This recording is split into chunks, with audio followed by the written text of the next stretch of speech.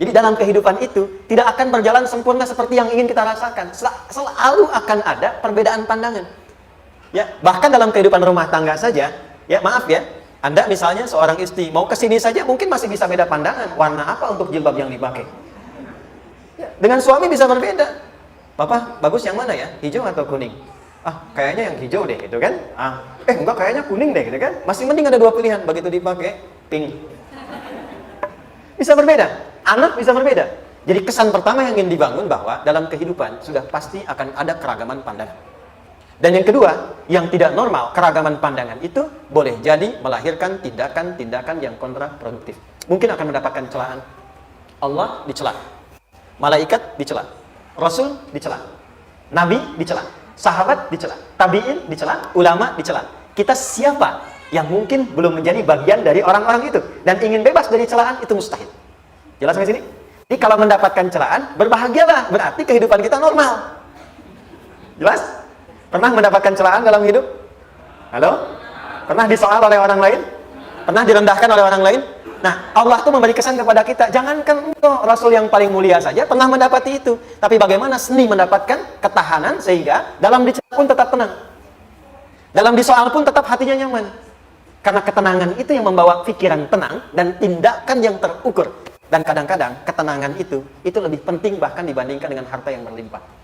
Seringkali saya berikan perbandingan dari sejak dulu kita belajar kan. Coba pilih mana? Saya yakin masih konsisten. Pilih mana? Kaya tapi gelisah atau miskin tapi tenang. Tidak boleh ada pilihan ketiga, saya tahu itu. Kaya tapi gelisah atau miskin tapi tenang, pilih mana? Ya, saya tahu. Kaya tapi tenang. Oke, di fase ini wahyu belum turun.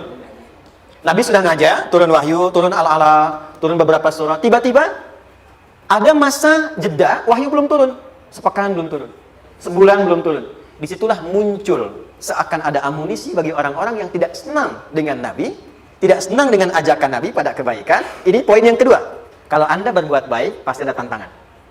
Ingat ya, kalau Anda berbuat baik, apapun itu, pasti ada tantangan. Yang menguji konsistensi kebaikan itu, apakah serius untuk dilakukan atau tidak. Maka mulai muncul tuduhan. Lihatlah, Muhammad udah ditinggalkan sama Tuhannya. Tuh Muhammad udah gila tuh, naik turun bukit, naik turun lagi, kayak orang bengong. Muhammad udah ada beban di pundaknya. Jangankan umatnya, Rasulnya saja yang mengklaim Rasul, punya masalah katanya. Ya kan? Dan ditinggalkan Tuhannya, kok masih mau ikut Muhammad?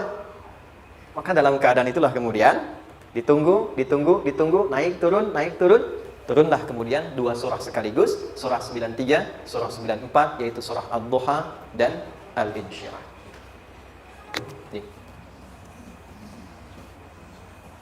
Oke. Ini materinya dahsyat ya, penting sekali, saking pentingnya ini cepat habis tuh. Sekali lagi. Jazakallah khair. Ya, kelihatan ya. Baik, yuk pelan-pelan. Jadi turunnya surah Ad-Duha dan surah Al-Insyirah, hikmahnya satu atau fungsinya satu, memberikan petunjuk bagaimana mengatasi satu persoalan sesulit apapun, tapi masih dapat menghadapinya dengan keadaan yang tenang. Satu, surah ini atau dua surah diturunkan untuk membimbing setiap hamba menuju kepada ketenangan hati. Dua, membangun kekuatan mental sehingga dalam situasi apapun dia tetap kuat mengatasi berbagai persoalan kehidupan. Nanti terapannya banyak, di bisnis ada. Nanti saya turunkan contohnya. Kadang-kadang ikut tender sudah bagus, sudah menang, tapi proyeknya diambil orang. Ada yang begitu? Nanti ada ayatnya, ada. Nanti kita turunkan. Udah siap-siap, kan pengen melamar, ternyata keduluan orang, gitu kan? Udah siap-siap, pengen dapat ini, mau lulus, ternyata nilainya nggak seperti yang diharapkan. Muncul, ada, selalu ada demikian. Nanti kompleksitasnya banyak. Tapi dua surah ini, kalau kita bisa kuasai artinya dengan baik, pahami dengan benar, maka akan ada sesuatu yang beda yang terasa dalam jiwa kita dan kesiapan mengatasi setiap persoalan dalam kehidupan. Yuk kita baca dulu ya, supaya dapat keberkahannya dari dua surah ini. Saya bacakan, Anda ikuti ya. A'udzu billahi minasy syaithanir rajim. Bismillahirrahmanirrahim. Wad-duha wal-laili idza saja. Ma wadda'aka rabbuka wa ma qala. Ma wadda'aka rabbuka wa ma qala. Walal akhiratu khairul laka minal ula.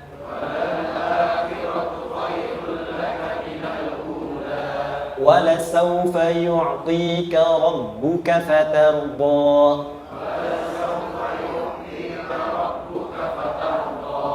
ألم يجدك يتيما فآوى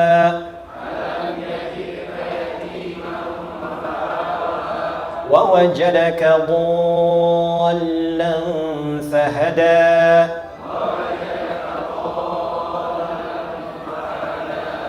ووجدك عائلا فأغنى فأما اليتيم فلا تقهر وأما السائل فلا تنهر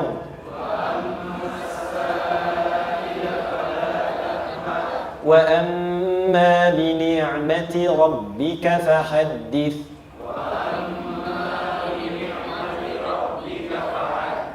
Baik, satu surah dulu, alhamdulillah. Izin saya bacakan tadi untuk diikuti supaya setidaknya kalau kita pulang dan ditanya bagaimana hidupmu engkau jalani, seperti apa engkau berinteraksi dengan Quran yang telah aku turunkan, maka kita pernah menjawab, ya Allah, kami pernah bacakan itu. Jangan pernah kita berkehidupan sampai wafat dan tidak pernah berinteraksi dengan Quran walaupun sekedar membacanya. Wadduha, aku bersumpah, setiap huruf waw yang berada di awal kalimat di satu surah itu makna utamanya berarti sumpah. Ya, qasam, sumpah. Seringkali diartikan demi, ya. Wal asri, demi masa. Wal fajri, demi waktu fajar. Wal laili, demi malam. Intinya sumpah. Sebentar, pelan-pelan. Kalau Allah menyampaikan sesuatu kepada kita, yakin tidak? Saya ulang, yakin tidak? Serius? Hah? Kalau yakin, kenapa tidak dilakukan? Itu pertanyaan besar, ya. Baik. Kalau Allah menyampaikan, tidak bersumpah pun harusnya kita yakin. Tapi kalau Allah bersumpah dalam kaidah ilmu tafsir, berarti ada sesuatu yang sangat penting, yang saking pentingnya akan sangat dibutuhkan oleh setiap hamba, sehingga diminta setiap hamba itu fokus menyimak apa yang mau disampaikan. Bahkan saking pentingnya menyimak itu, Allah bersumpah. Jelas?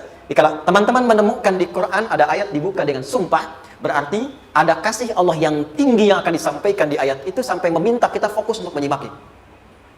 Ad-duha, untuk memudahkan maknanya, teman-teman, kalau waktu duha itu jam berapa ya?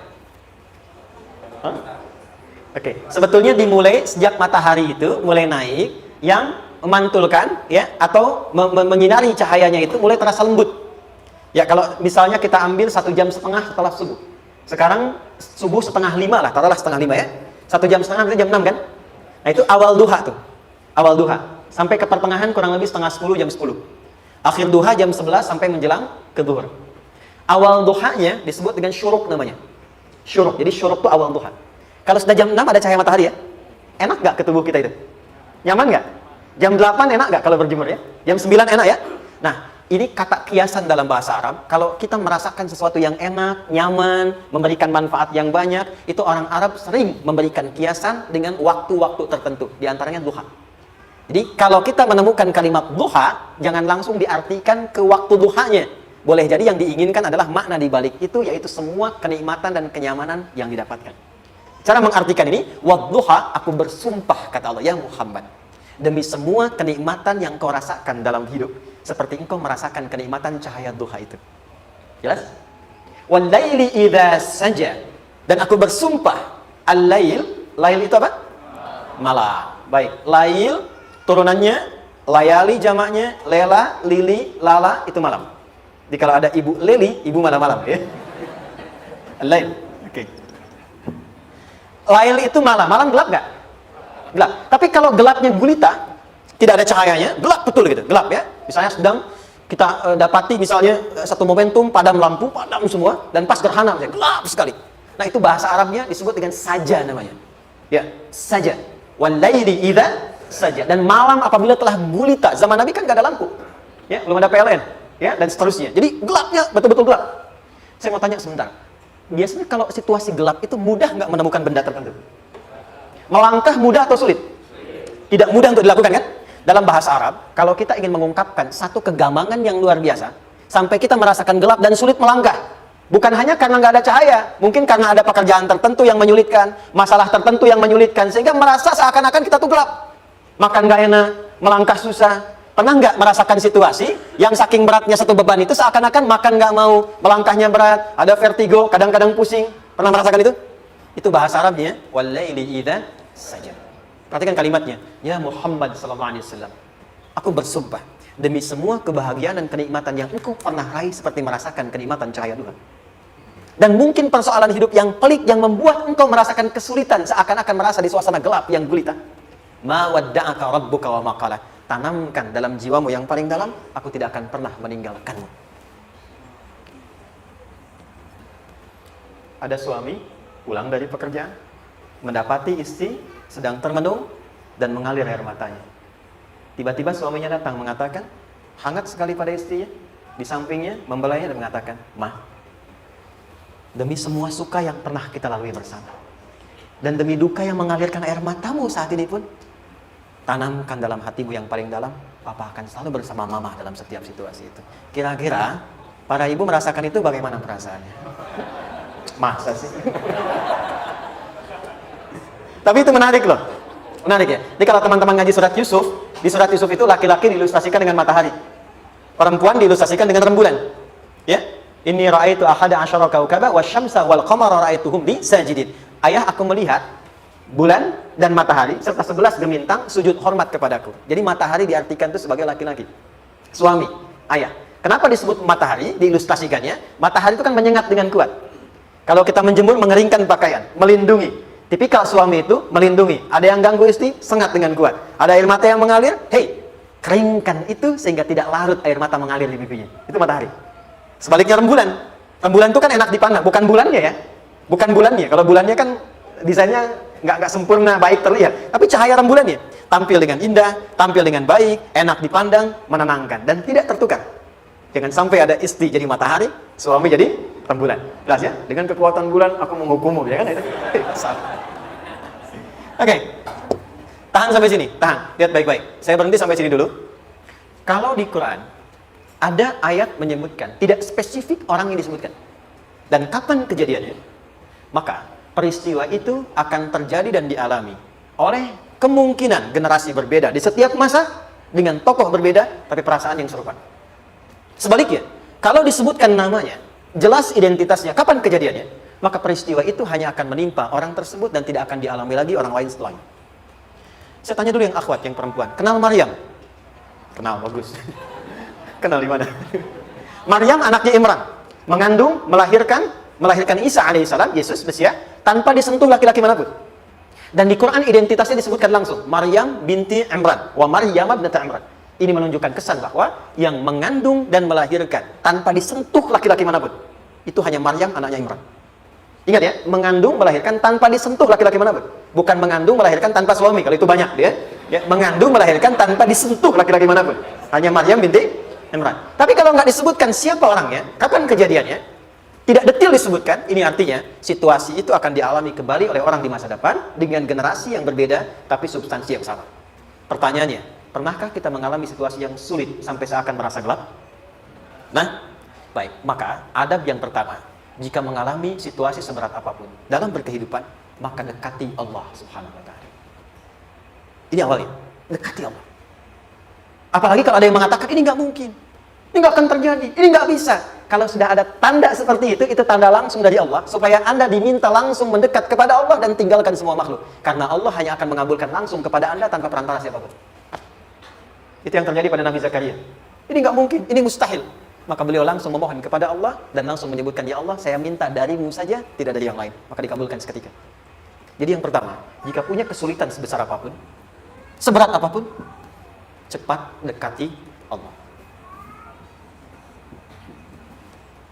Maka di situ akan dijawab langsung oleh Allah, ma wadda'aka rabbuka wa ma qala. Hambaku, sepanjang engkau mendekat kepadaku, Maka yakinkan dalam dirimu, situasi apapun yang kau rasakan, aku tidak akan pernah meninggalkanmu.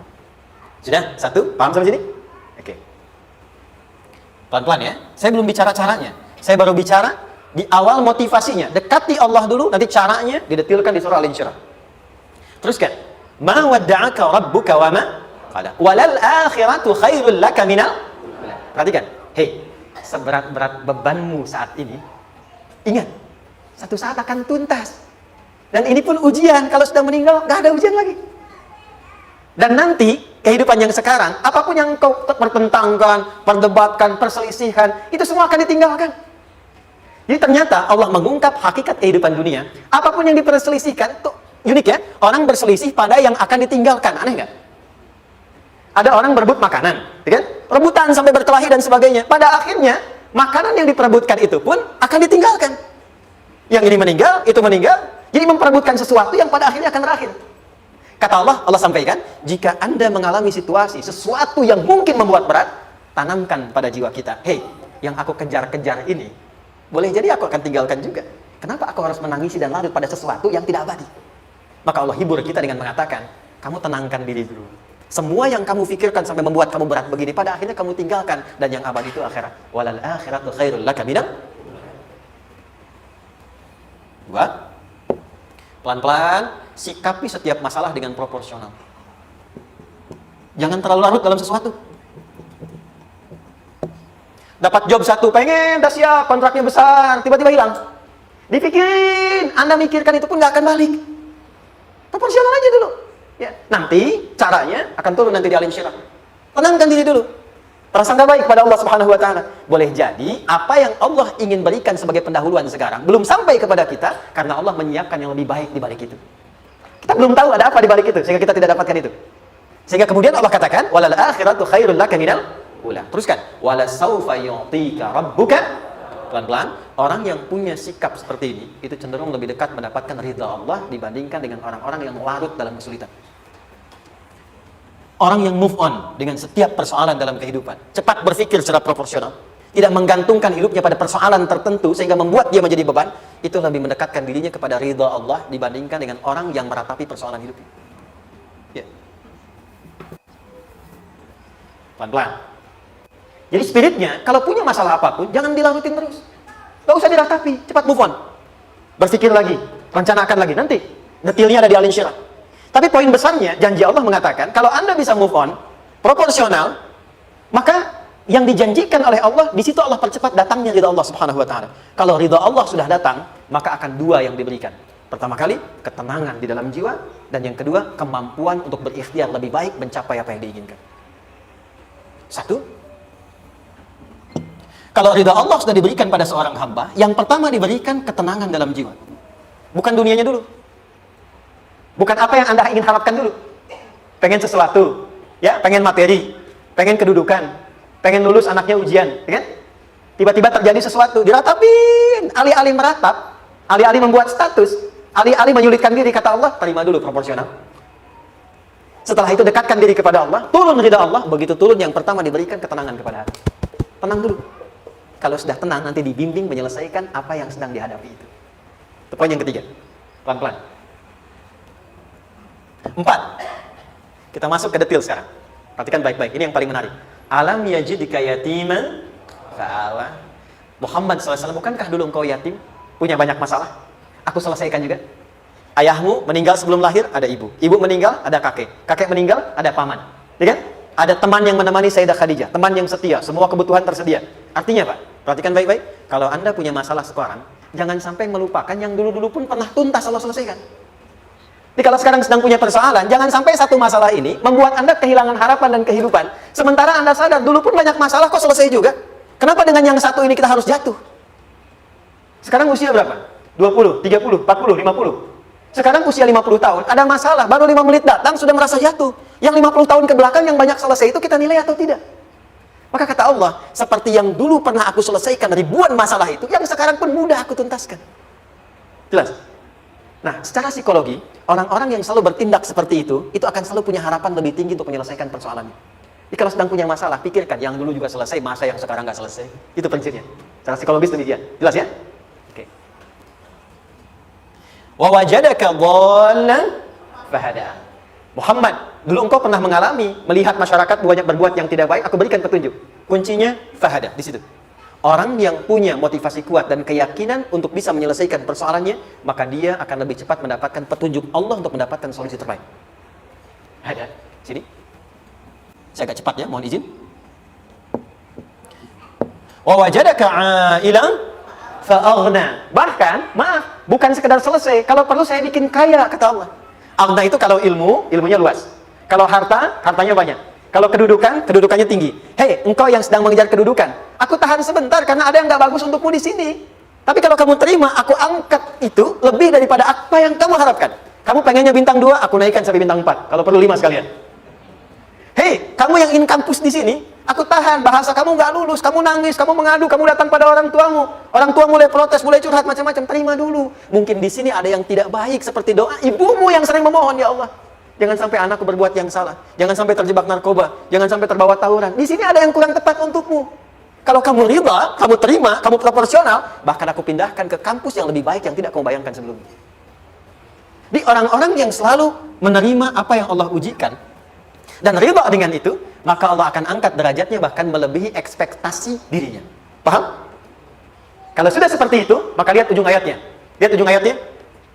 Fa'ammal yatima fala taqhar. Maka jangan pelit berbagi kepada orang lain. Share.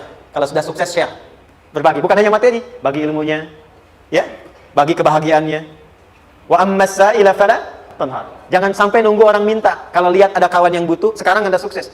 Tapi boleh jadi kesuksesan Anda itu tangganya dari teman-teman Anda. Kalau sudah teraih ke atas, lihat lagi anak tangganya ke bawah. Ajak teman. Jangan ditunggu minta. Ajak, bawa dia, berikan peluang. Jangan sampai dia minta, apalagi Anda bentak-bentak. Aku kan yang dulu bantu kamu. Jangan sampai keluar kata-kata itu. Kamu bisa naik di atas karena aku kan yang dulu bantu kamu. Kamu bisa jadi pemeran utama karena aku yang rekomendasikan.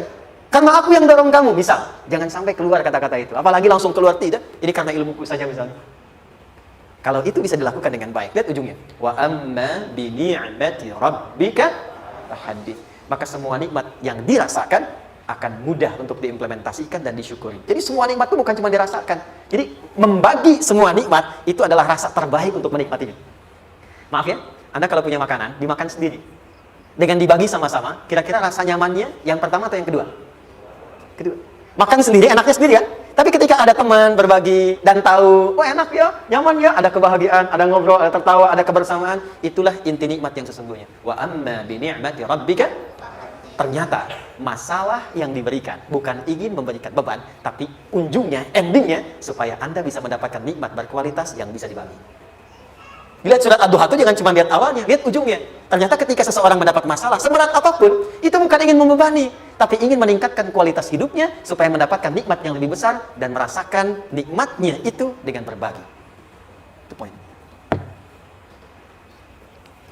Jadi kalau sampai sini kita paham, dan kita beri nama misalnya dengan fikih ujian, jadi kalau desain ujian ini, sistematikanya kita pahami, maka tidak ada alasan untuk mengeluhkan persoalan.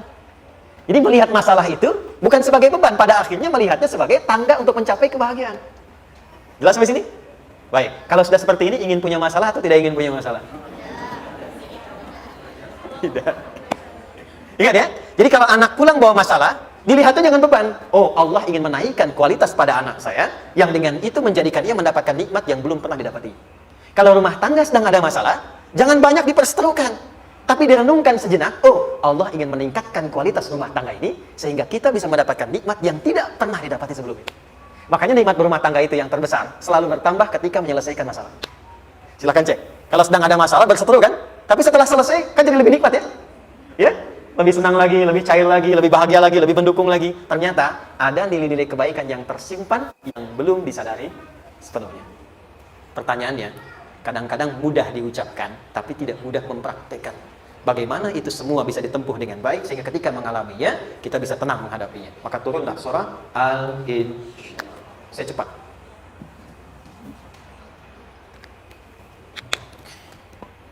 Teman-teman, ini apa? Kelas ya? Baik, pelan-pelan sedikit. Kira-kira volumenya besar kecil? Kecil ya? Baik. Kalau saya bandingkan dengan gayung, volumenya besar mana? Gayung ya? Baik. Kalau ini saya perlebar, sehingga bisa memasukkan apapun ke dalamnya, itu bahasa Arabnya disebut dengan insyirah namanya. Jelas? Meluaskan sesuatu sehingga terlihat lapang, sehingga memudahkan setiap hal masuk ke dalamnya. Itu insyirah namanya. Surah ini diberi nama dengan surah Al-Insyirah, yang berarti sesuatu yang lapang, yang tenang, yang nyaman. Yang diharapkan dengan keadaan hati yang lapang, nyaman, tenang itu, segala persoalan yang dihadapi dalam kehidupan akan mudah diterima dan tidak berdampak besar dalam menyikapinya. Maka bagaimana kemudian Allah memberikan turunan-turunan petunjuk supaya apa yang diharapkan ini bisa tercapai? Satu, izin mengilustrasikan, saya kasih cerita sebentar. Ada seorang anak muda, kisah ini sangat viral, hampir setiap kita bisa mendapatinya. Datang kepada seorang kakek tua di sisi danau yang jernih sekali airnya. Dia berkeluh kesah tentang persoalannya. Dia katakan, saya punya masalah begini. Berat sekali terasanya. Kakek itu kemudian permisi, dia hanya membawa 2 genggam garam. Kemudian beliau bawa 1 gelas, ilustrasinya seperti ini. Dimasukkanlah kemudian garam itu ke gelas itu. Lalu diambil 1 gelas air yang jernih tadi, dengan garam segenggam. Kata beliau, minum. Pemuda itu mengatakan, wah, asin, minum aja deh. Lalu ketika diminum, langsung ditumpahkan. Dia muntahkan, asin katanya.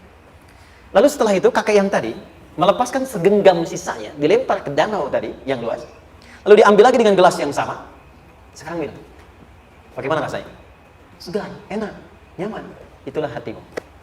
Kalau hatimu sempit sesempit gelas ini, maka masalah sekecil apapun akan selalu menghadirkan kesulitan seperti engkau menelan garam tadi. Tapi kalau hatimu luas, sebesar apapun masalah, tidak akan pernah berdampak pada dirimu kecuali engkau mampu menyusun rencana untuk mengatasinya. Kelapangan hati yang membuat diri kita mampu menerima persoalan apapun, itu yang disebut dengan insyirah. Makanya dulu tahun 90-an ada sinetron Hati Seluas Samudra, gitu ya. Saya pernah tahu itu. Sama anaknya diapa-apain juga, masih aja ya, menerima gitu. Dulu siapa ya? Jeremy Thomas dan lain-lain ya. Saya kira ada itu. Ya, saya kira itu ya. Saya pernah lihat sejenak. Saya jarang-jarang nonton gitu. Pernah lihat aja. Saya senang riset. Jadi kalau riset itu ada riset dakwah, ada riset materi.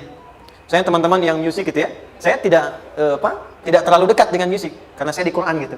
Tapi untuk mengetahui hukum musik itu bagaimana, saya riset. Sampai ke notasi saya tahu. C, D, F, G, A, B, C, G, A, B, C, D, F, G, D, F, G, A, B, C, D, A, B, C, D, F, G, A, F, G, A, B, C, D, E, B, C, D, E, F, G, A, B, F, G, A, B, C, D, A, F, C, D, A, B, G, A, B, C, gitu kan ya? Ya, tapi kalau diminta piano, gitar, saya nggak bisa. Ya, tapi untuk menentukan hukum, nah kita bisa paham gitu. Misalnya boleh nggak baca Quran pakai langgam Jawa gitu kan? Nah hukumnya apa? Nanti dari teori itu muncul. Ya, paham ya? Nah, oke, balik sini. Perhatikan baik-baik. 1, saya agak cepat.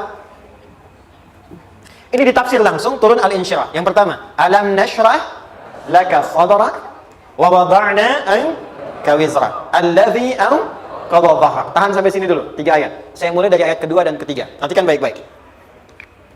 Wa wada'na anka wizrak alladhi anqadha dhahrak. Artinya apa? Artinya satu beban yang diletakkan di pundak yang berpengaruh kepada semua bagian tubuh. Kita pernah melakukan atau melihat yang angkat bebannya? Beban kan semakin berat diangkat, semakin terasa ke bagian-bagian tubuh ya, ke semuanya. Nah, itu namanya wizrak alladzi anqadha dhahrak. Beban yang dipikul yang berat sekali sampai semua merasa. Makanya jadi satu ungkapan dengan mengatakan dia sedang memikul beban yang sangat berat. Sampai kepalanya pusing, tidur nggak nyaman, miring kanan, miring kiri. Itu namanya ya alladzi anqadha dhahrak. 1. Saya percepat, akan ada satu masa dalam hidup setiap hamba merasakan satu persoalan yang seakan-akan beban berat yang dipikul sampai merasa kesulitan dari ujung kepala sampai ujung kaki. Siapapun itu. Jujur ya, setiap kita tanyakan pada diri sendiri. Setiap kita yang ada di sini, saya yakin pasti pernah atau bahkan akan mengalami satu peristiwa yang merasakan beban berat sampai seakan-akan ujung kepala sampai ujung kaki merasakan sakitnya. Ada yang sudah mengalami atau bahkan nanti akan ada yang melalui. Perhatikan baik-baik. Teruskan ayatnya. Wa rafa'na laka. Perhatikan, kalau ada yang sedang merasakan itu, yakinlah kata Allah, pada saat itu sesungguhnya Allah sedang mengangkat derajatnya dan meningkatkan kualitas hidupnya untuk mencapai sesuatu yang istimewa yang belum pernah diraihnya.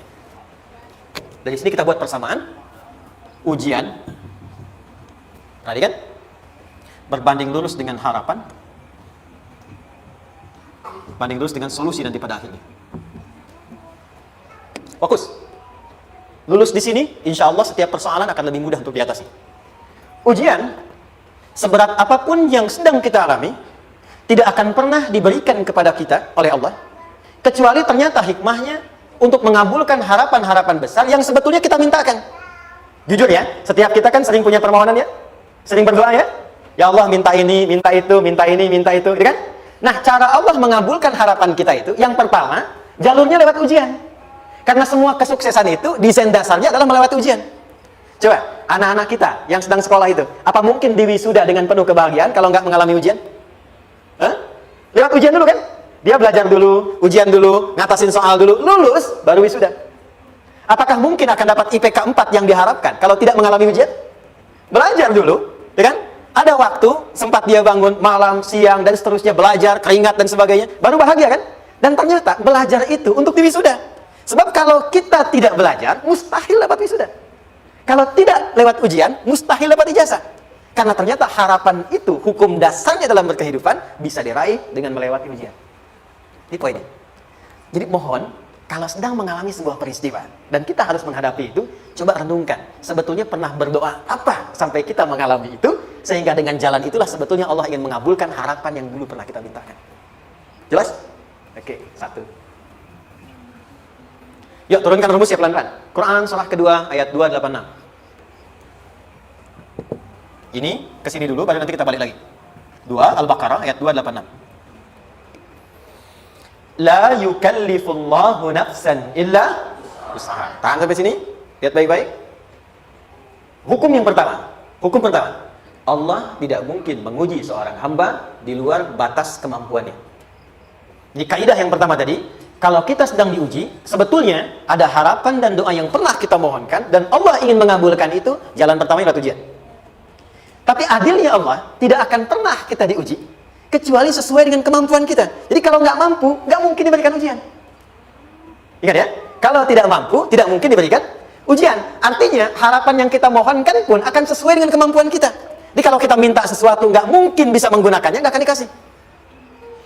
Nah, balik ke sini, untuk memberikan ketenangan kepada hati kita, kalau sedang menerima persoalan, setelah kita mengatakan, oh ini mungkin ada harapan yang ingin saya dapatkan, jalannya lewat sini. Untuk memberikan ketenangan kepada hati, begitu persoalannya tiba, langsung katakan pada diri kita, saya pasti bisa menjalaninya. Mustahil saya diuji kalau nggak mampu menjalaninya. Itu bahasa singkatnya. Ingat ya? Kalau ingin mudah menyelesaikan persoalan, kata Quran, setiap ada ujian, langsung katakan pada hati kita, insya Allah bisa. Nggak mungkin saya diuji kalau saya nggak sanggup. Jelas? Dan tanamkan itu pada hati yang paling dalam. Ini nggak mudah. Kalau cuma disimpan di pikiran, jadi beban. Tapi kalau Anda tanamkan dalam hati, seberat apapun masalahnya, pasti saya sanggup, pasti saya bisa. Pernah lihat dulu ada acara 90-an Benteng Hattori? Oke? Benteng Takeshi ya? Takeshi ya? Itu kan artinya kan bisa jawab ya. Saya tahu Ninja Hattori mendaki gunung, lewati lembah ya tahu ya. Songgoku, Songgohan, apa? Saya tahu ya. Songgoku, Kamehameha, Piccolo itu, yang nulisnya Suzuki Watanabe, saya tahu itu. Benteng Hattori, balik lagi ya. Benteng Takeshi ya. Puncaknya kan main pakai itu kan, pakai tank dia dan sebagainya. Tapi pernah ingat gak? Pernah ingat gak satu episode itu? Begitu akan bertarung, kan selalu ada motivator di sampingnya itu mengatakan, ayo kamu bisa, gitu kan? Dia nggak ngaji Quran tuh, kita punya ayatnya. Pernah nggak? Buka lagi ya dulu ya. Oke. Korea, kenapa bisa nyusul Jepang? Salah satunya, waktu Jepang itu maju, setiap di Korea itu ditanamkan dari mulai anak-anak TK-nya. Kita harus daripada Jepang, harus lebih daripada Jepang. Sejak anak-anak TK. Sejak anak-anak TK, itu ditanamkan betul. Kita bisa, kita dari TK. Sehingga ketika di sana bikin Honda, sini Hyundai. Hyundai kan dibacanya Hyundai, ya kan? Sana Honda, sini Hyundai gitu. Di apapun yang dibuat Jepang, Korea harus lebih unggul. Itu ditanamkan dari awal. Bisa. Kita itu sekarang punya ayatnya. Jadi kalau sedang punya masalah seberat apapun, katakan pada diri kita, insya Allah bisa. Gak mungkin diuji kalau nggak sanggup. Bisa insya Allah. Bisa. Kenapa mah? Bisa. Jelas? Oke. Sudah di situ teruskan. Lanjutkan. Warafa'na laka dzikra. Teruskan. Fa inna ma'al usri. Nah, ini poin terbesarnya. Fa inna ma'al usri yusra. Fa huruf yang menunjukkan sesuatu berlangsung dengan cepat. Inna di ilmu nahwunya berbunyi begini, di gramatikal bahasa Arab. Harfun nasbin wa taukidin. Tansibul isma wa tarfa'ul khabar. Mabniun 'alal fathi la mahalla lahu min al-i'rab. Paham? Tidak. Inna huruf yang digunakan untuk menguatkan informasi agar ditancapkan ke dalam hati sekuat-kuatnya dan jangan pernah ragu. Jadi kalau orang Arab itu nancapkan tongkat begini dan kuat, tidak goyah, itu nasab namanya. Nasab ar-rajul asam fil ardi. Inna ini harfu nasab. Jadi kalau ada di Quran dibuka informasi dengan inna, maksudnya begini, hei, tancapkan informasi dalam hatimu dengan kuat, jangan pernah ragu. Yakinkan pada dirimu. Apa yang harus diyakinkan? Ma'al usri yusra. Inna ma'al usri yusra. Usrun sama dengan yusrun. Mari ke sini. Oke. Apa artinya usrun? Sulit. Oke. Sulit itu ada dua. Ada sa'bun, ada usrun. Kalau kesulitan yang relatif, kata si A sulit, si B mudah, itu sa'bun namanya. Contoh, kata si fulan, bahasa Jepang susah. Padahal kata yang lain tidak. Saya ke Jepang, anak-anak kecil begini bisa bahasa Jepang gitu kan. Bagi mereka mudah gitu ya. Saking mudahnya gitu. Watashiwa gitu. Anak-anak kecil, bagi mereka mudah, bagi kita belum tentu. Itu sa'bun. Inna lughata yabaniyah sa'bah. Relatif. Tapi kalau kesulitan yang sifatnya mutlak, semua orang mengatakan sulit. Maaf, bawa mobil, sulit atau mudah? Bukan mengendarai ya, bawa mobil, bawa. Sulit ya? Sulit ya? Baik, sepakat sulit semuanya. Nah, itu dalam bahasa Arab dikenal dengan usrun. Kesulitan yang semua sepakat bahwa itu susah. Sulit, semua sepakat. Dan ketika ada orang bicara, aku sedang punya masalah begini. Semua mengatakan, oh itu nggak mudah, itu nggak mudah. Itu usrun namanya. Lawannya, kemudahan yang relatif disebut sahlun. Tapi kemudahan yang semua sepakat bahwa itu mudah, itu yusrun namanya. Mengangkat spidol. Semua mengatakan mudah, ringan. Itu yusrun namanya. Perhatikan, Allah tidak memasangkan sa'bun dengan sahlun, tapi memasangkan usrun dengan yusrun. Orang-orang yang punya keyakinan kuat, setiap persoalan itu akan selesai. Dan dia mengatakan pada dirinya, aku bisa melewatinya. Maka, perhatikan kalimat kata Quran. Inna ma'al usri yusran. Sesulit apapun masalah yang sedang dia alami, maka Allah akan datangkan solusi semudah-mudahnya yang bisa dia nikmati. Dengan kata lain, kalau kita bawa ke bahasa psikologi, kalau sedang menghadapi persoalan seberat apapun, selain kita mengatakan, ini pasti bisa saya lalui, saya insya Allah sanggup mengatasinya, katakan pada diri kita, ini pasti selesai. Pasti ada solusinya, pasti mudah. Katakan, walaupun memang solusinya belum datang, tapi tenangkan pada diri kita dengan mengatakan, inna ma'al usri yusra. Bahasa psikologinya, katakan pada diri kita, ini pasti selesai. Nggak mungkin nggak selesai, pasti ada solusinya, pasti mudah. Itu lebih memberikan harapan pada diri kita untuk menuntaskan persoalan dibandingkan dengan meratapinya. Jelas? Teruskan. Fa inna ma'al usri. Kalau masih ragu kata Allah, katakan lagi sekali lagi. Sampai hati kita merasa nyaman. Jadi kalau sedang punya persoalan seberat apapun, tanamkan pada diri kita, pasti selesai. Belum nampak, insya Allah pasti selesai. Gak mungkin diuji kalau gak ada solusi. Itu lebih memberikan harapan. Setelah itu, fa'idha faraghta, mitigasi masalahnya. Mitigasi persoalannya. Tuliskan. Ini masalahnya apa? Rumah tangga. Apa saja misalnya. Dia ada suami, ada istri, ada anak-anak. Masalah dari mana? Kadang-kadang menangnya jadi kusut karena satu-satu nggak segera diselesaikan. Maka kata Al-Quran, fa'idha faraghta. Satu-satu mitigasi dulu. Satu masalah di sini, lihat di suami, lihat di istri. Kalau pekerjaan, masalahnya apa? Sebelum bercabang kemana-mana, petakan. Apakah rekanannya? Apakah relasinya? Apakah kemampuannya? Apakah manajerialnya? Apakah marketingnya? Mitigasi, kotaki semua, selesaikan satu-satu. Setelah itu, apa yang dilakukan? Wa ila rabbika, tawakal sepenuhnya kepada Allah untuk menentukan hasilnya. Tawakal itu yang paling mahal. Anda kalau nggak punya kepasrahan, stres. Karena selalu memikirkan apa yang mau dikerjakan dan selalu orientasi pada hasil. Kita punya tawakal. Kalau kita mampu menyerahkan sesuatu, gini, di sini ada orang yang paling jago misalnya main basket. Ada pertandingan basket. Begitu dibuka, udah tim musyawarah serahkan aja pada si fulan. Kan? Dia yang paling jago, dia. Bukankah dengan menyerahkan itu, bukan hanya kita berikan sebuah tugas, ya kan? Tapi dengan itu ada kelapangan tersendiri kan? Ah, yakinlah sukses, dia paling hebat. Pernah ada perasaan gitu? Sekarang, siapa yang paling mampu menguasai? Siapa yang paling hebat menyelesaikan segala hal? Siapa yang punya segalanya? Bukankah Allah? Orang-orang yang punya tingkat tawakal yang tinggi.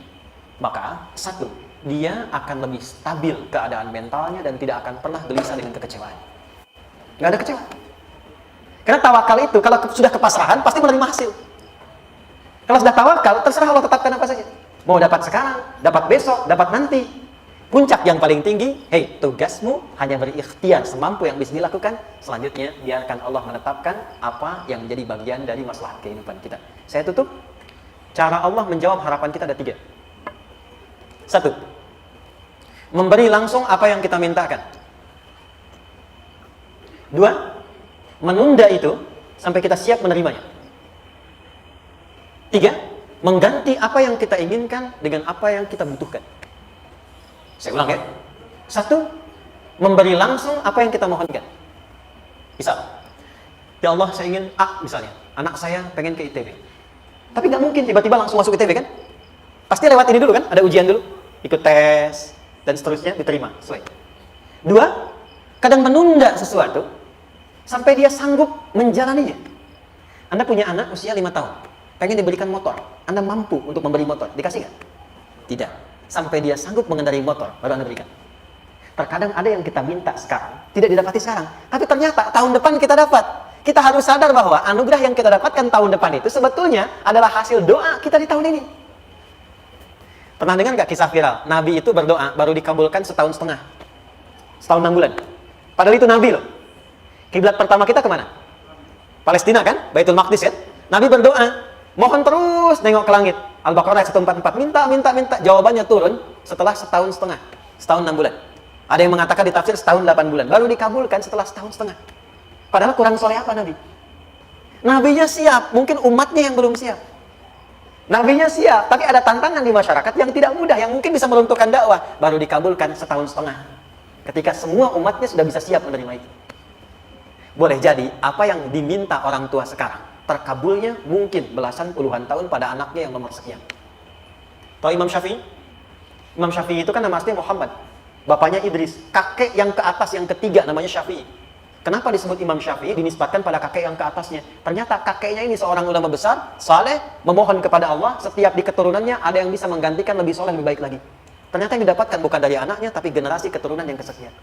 Anda belum sekarang bisa hafal Quran. Misalnya, Anda bermohon berdoa, boleh jadi yang hafal, mungkin bukan di anak, bisa di cucu, bisa di bagian keluarga yang lain. Maka, terkadang tawakal itu tidak hanya memberikan hasil yang cepat, tapi memberikan keindahan yang terasa tertunda, tapi melengkapi kebahagiaan yang dirasakan.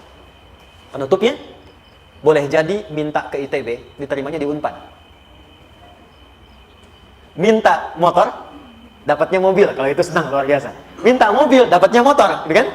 Ternyata kadang-kadang di sini yang terakhir saya tutup, Allah mengabulkan apa yang kita butuhkan, bukan apa yang kita inginkan.